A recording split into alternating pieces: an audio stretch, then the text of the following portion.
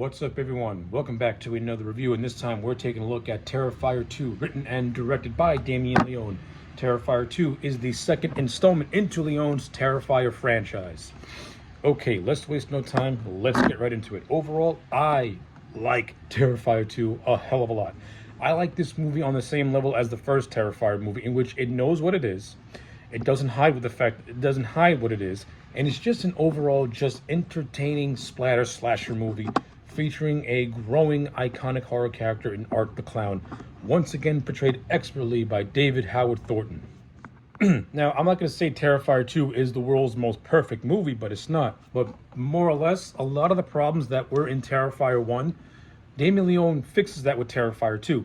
Of course, Terrifier 2 also has some things that I don't really care about, things that would have done much differently, particularly with its pacing and the way certain scenes are overly stretched out. But as an overall package, I think Terrifier 2 it's really good. It's got good, fun characters. Once again, Howard Thornton kills it as Art the Clown, like he did in the first movie. And I just think the overall story and the expansion of Art's mythos is actually very interesting. And I like how Damien Leone tries to tie in Art's history to the two main characters of Sienna and Jonathan, giving it almost like a family history. Now, as to what Art the Clown really is, we don't get a full explanation as to who he is, but we do get some gaps filled in with Art's backstory, particularly with this little girl, with this ghostly little girl that appears throughout the movie as almost like Art's little sidekick. It's revealed that this little girl was actually the first victim that Art had actually killed, and this little girl was part of a carnival trope. So I like that. We get some history into Art's background without Damien Leone fully expanding on it, but we get little drops and little hints here and there, which is what I like. We have the brother and sister duo of Sienna and Jonathan, who to me are very likable. Like the character of Jonathan, he's like me. He's somebody who's obsessed with just like all things macabre, like serial killers. And I also like how Jonathan is struggling to accept the fact that his father is no longer around, and that further develops his obsession with the macabre, and also his obsession with the Miles Canty Clown, aka Art the Clown, to the point where he does a lot of research on Art the Clown, to the point where he wants to dress up like Art for Halloween. This movie takes place 1 year after the events of the first Terrifier film. So this little kid being inspired by a real-life serial killer clown and more or less using it as a coping mechanism, I like it. You know, I think Leone did it in a good enough job where it doesn't come across as creepy, but it comes across as, you know, just any regular obsessed kid who's obsessed with like all things that are all things weird. I like the relationship that Jonathan has with his sister Sienna. I think their chemistry and their dynamic works really well for me. And like I said, they both come across as extremely likable. I like a lot of the scenes with Jonathan like seeing images of Art the Clown and those images haunting him, to the point where nobody believes him, and his mother basically buys the fact that Jonathan ran amok at school by bringing in a dead animal, and and pretty much ruins his Halloween by grounding him. I thought that stuff was handled really well, and I also like Jonathan's role in the third act of the movie, where he and his sister pretty much have to survive Art the Clown's onslaught in the Terrifier on this ride called the Terrifier. Now, I'll get to the third act when I get to the third act. But yeah, I think Jonathan is a good character. I like it a lot. He's a good sidekick to his sister Sienna. Now, speaking of Sienna, let's talk about her. I think Sienna is one of the better modern-day final girls. She doesn't come across as a Mary Sue or anything like that. She's natural. She's a natural final girl played by an actress who has a very good future ahead of her. I believe the actress name is Laura DuVernay. And I liked her in this movie. I thought she did a really good job. She had that right amount of vulnerability and that right amount of just intrigue to her. And like I said, what really drew me to the character of Sienna is the fact that she's not portrayed as a Mary Sue. She's not portrayed as somebody that's going to walk onto the scene and beat you within a matter of seconds. No. She's a teenage girl living with a single mom and a brother who is just doing some things to cope with the loss of not having a dad around. And I like it. Like, Jonathan deals with it in his way, Sienna deals with it in her way. I'm not overly fond of Sienna's group of friends. I find them to be very boring and just very stereotypical for slasher movies. But I'll get that when I get to my negatives. But as an overall singular character, I like Sienna's relationship with her brother. I like the kind of Batman Joker dynamic she has with Art the Clown. I like the fact that Jonathan and Sienna's father basically had this foreshadowing of his daughter being this angelic figure who's the only one that can kill Art the Clown. So I like how the movie plants seeds for that, and I like how Sienna doesn't fully understand that, but as the movie progresses, she slowly starts to realize this, and I like it. It's not done in a way where Sienna is like, it's not done in a way where it's forced. It's done in a way where it's done more or less naturally for the most part. And Sienna has to earn her way to that superhero status. Like in the third act, her and Jonathan get their asses brutalized by Art the Clown, to the point where Leon does a fake out where you think Sienna dies in the last 15 minutes of the movie. And this further enhances my like of the character of Sienna and where Leon's going to take this story next when you get to Terrifier 3. But for what we got with this movie, the more Sienna, the better. Because I think, and especially if her brother Jonathan's there to tag along with her, because I like this duo. It's just a good duo that can go against Art the Clown. And speaking of Art the Clown, I have nothing really to add when it comes to David Howard Thornton's performance as this character. He had it down pat in the first movie. In this movie, it's no exception. But I think in this movie, he has a chance to have much more fun as the character. He has a chance to deep dive more into his pantomime background as the character. And once again, Thornton gives Art the Clown that right amount of intimidation and just grisly. And also that physical black humor that he is just a marvel to look at. Like, Thornton as Art is just a marvel to look at. You can clearly tell this man is having the time of his life playing this character, because when he goes in, he goes all the way in.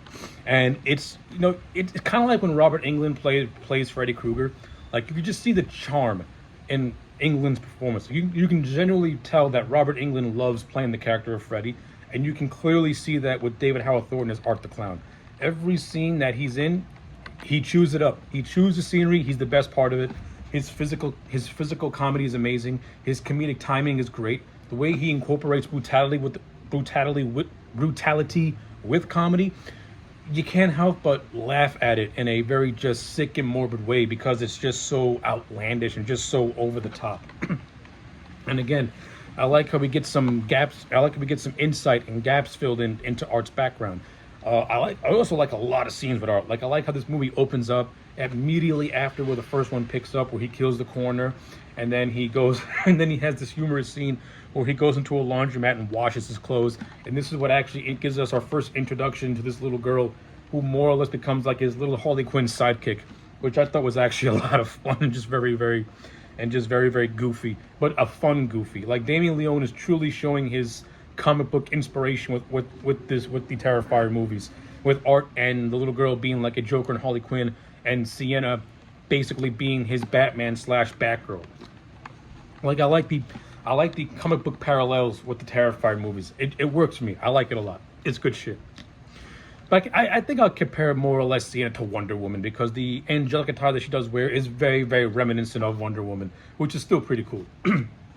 But yeah, back to Art. Like, the whole laundromat scene's a lot of fun. The scene where he stalks Sienna at this costume shop is also a lot of fun, with the big payoff is him killing the clerk in a very gruesome way, and then posing his head as a fake statue when a kid and his mom walk by. That's great stuff. This movie has the infamous bedroom scene. Now, this is where I'm going to start talking about my negatives, because I both like and hate the bedroom scene all at the same time. I like the bedroom scene because it's brutal. It showcases just how much of a psychopathic monster Art the Clown really is. Now, I hate it because it goes on way too long. The graphicness doesn't bother me. It's the length of it goes on forever. And Damien Leone dwells way too much with this scene, to the point where it just becomes hard to look at, because at this point you're just torturing this poor girl. And Leone doesn't pull back. Like, Art brutalizes this girl, cuts her arm off, slashes up her spine, rips half her face off, puts salt on her wounds, scalps her, burns her. It's fucking graphic. It's pretty much on par with the disembowelment scene from Terrifier 1 with one of the female characters. And we get that's expanded upon more in this one. And I understand Damien Leone ended up getting a bigger budget than he originally wanted, so he wanted to put that money to work, which good on him. Like, he worked his ass to raise the money, and he wanted to put on a big effect scene. I understand that. I get it. Problem is, it just goes on way too long, and it's to the point where it just becomes as almost as if it stops being darkly funny and just starts being mean spirited. And yeah, I kind of do got a problem with that, because I understand the character of Art is mean spirited, but there's also a sense of dark humor to him, and you do get that in the bedroom scene. But I think the mean spirited nature outweighs the darkly comedic stuff that Art the Clown does also. So the bedroom scene is like a love and hate with me. I like it because it's beautifully in terms of practical effects. It's gory as hell, but the length of it is what I really got a problem with. Like, you can cut maybe 3 minutes out of that scene and you won't lose a damn thing. Another scene that I actually do like is this, that I also like and hate, is this dream sequence scene where Sienna's having a dream and she pictures herself in like this surreal dreamscape where she's in like this place called the Clown Cafe. And it has that fucking catchy song, like, the Clown Cafe, the Clown Cafe, everything is funny at the Clown Cafe. Like, that song repeats all throughout the movie, and if it doesn't get stuck in your head, then I don't know what will get stuck in your head. Now, I like this scene because it has surreal imagery, and you can clearly tell that Leone was doing a lot of experimentation in this movie. But again, like with the bedroom scene, it goes on way too long, and it feels like I'm watching an MTV music video, and it really just grinds the movie to an overall stop because it goes on for, let's say, 3 minutes too long. But I do like the payoff with Art the Clown mowing everyone down with a Tommy gun. That shit was cool. So yeah, like, the two big scenes I got a problem with are two scenes that I overall like, but my biggest gripe is that they go on longer than they should. Like, trim a few minutes off and the movie will be paced better. There's also a scene of Sienna and her friends going to a Halloween party. The same thing. Trim a couple minutes off, you ain't gonna lose anything, and it's gonna make the movie flow so much better. I think the over bloated runtime is this movie's biggest problem. This movie goes on for well over 2 hours, and you can feel the runtime in a lot of areas because it feels like the pacing drags on longer than it should, and it's because certain scenes that should not be as long go on way too long. Like, you literally can cut maybe 10 to 15 minutes out of this movie. You ain't gonna lose a thing. If anything, you're gonna trim scenes that go on too long, and the movie's gonna flow so much better for it. My final gripe is some of the side characters are just very, very unnecessarily mean, or they're just there to be killed off. The mom character of Jonathan and Sienna, she is unnecessarily mean-spirited to both her kids, to the point where it's almost comical as to how mean she is. Like, this woman, every time she's had a scene with her children, she's always yelling at them or threatening them. Not once does she ever come across as a loving mother. There's one scene where Sienna is like hopped up on drugs, and she calls her mom, and they have like an almost tender moment. But then minutes later, she gets killed by Art the Clown because she thinks her son vandalized her car after she grounded him. Like, the mom is unnecessarily mean. Like, she should have had more scenes of her being more caring to her children instead of just barking at them. There are moments where I legitimately thought that she was going to kill her own son because she had enough of his shit. I mean, come on now, lighten up, woman. And then you got Sienna's friends who are just there to be knocked off by Art. Like, you have her blonde friend who was the one who gave her the drugs, but she gets killed off in a very, very gruesome way after her boyfriend gets his nuts chopped off. Then she runs into the whole Terrifier thing, and Art just brutalizes her. Great scene, by the way. He pours he throws acid on her, and she just melts away. Very, very gruesome. And then another one of Sienna's friends is the one who has the bedroom scene where she gets brutalized by the man. So, like, yeah, the deaths of her friends are cool, but the characters are very, very forgettable. And like I said, the mom is way too mean-spirited. Way too mean-spirited.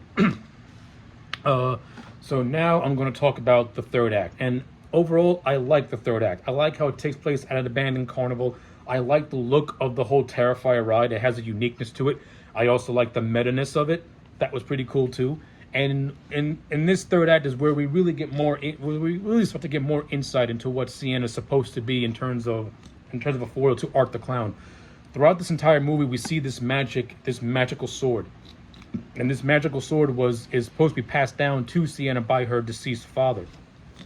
Now, leading up to Sienna being killed by Art the Clown, Art brutalizes these people. He brutalizes Sienna and Jonathan.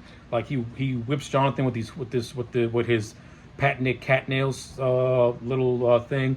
He brutalizes Sienna to the point where he stabs her with the dagger, and then we get a sequence where Sienna's trapped in this water tank, and we also get a recreate, and we also get a callback to the whole clown cafe thing, and then she just randomly heals up. She escapes and she beheads Art, killing him. And the little ghost girl that's been following Art the entire time, she just takes Art's severed head and just disappears into the darkness. Like, the third act is both a lot of fun in terms of its visual goriness and just the struggle that Jonathan and Sienna have to go through, to the point where Art tries to cannibalize Jonathan towards the end before being saved by his sister. And then we get to just the randomness of the little creepy girl disappearing into the darkness. So, yeah. The third act is both really, really good and just very odd all at the same time, because the whole mystical stuff was kind of sort of explained in the movie, but it definitely needs more fleshing out because more answers need to be given with this whole thing. But for the most part, it fits the overall just wacky tone that this movie has. And then, of course, we get the mid-credit scene, which sees a cameo by Chris Jericho and the return of Samantha Scafetti as Victoria. And we see her going into labor, giving birth to a severed Art the Clown head, the movie is also hinting at the fact that maybe Victoria and Art are going to have a little bit of romance, since Vicky, in her own blood, drew a Vicky and Art memorial with a heart shaped around it. So, where this is going to go into Terrifier 3, we'll see when that eventually comes out. So, yeah. After all that, I'm going to give Terrifier 2 a solid 8 out of 10. I like this movie on the same level as the first Terrifier movie. Everything that the first movie lacked in terms of its characters, this movie made up for it. Though, again, as I tried to illustrate, I do have problems with it here and there, but it overall does not affect my enjoyment value of this movie, which I think is a strong addition into a budding franchise. So yes, 8 out of 10 for Terrifier 2. Let me know your thoughts in the comment sections down below. Like the video and subscribe, and I'll check you back next time for more. So one more thing I want to add to this review is the overall visual presentation of Terrifier 2. Now, I understand that Leone had a very, very low budget with Terrifier 1, but with that low budget, he was able to make a very dark and grimy 1970s inspired grindhouse film with that first movie. With the second movie, this has a much more polished look. It has a much more surreal, almost comic book look, which really further adds to the dynamic of Sienna and Art having this supervillain / relationship to them. It further enhances my enjoyment of this movie. Like this, people don't realize cinematography and visual presentation goes a long way to making any movie to add an extra layer to any movie. And this movie having a much more polished, much more surrealist, dreamlike look further adds to my overall growing enjoyment of Terrifier 2.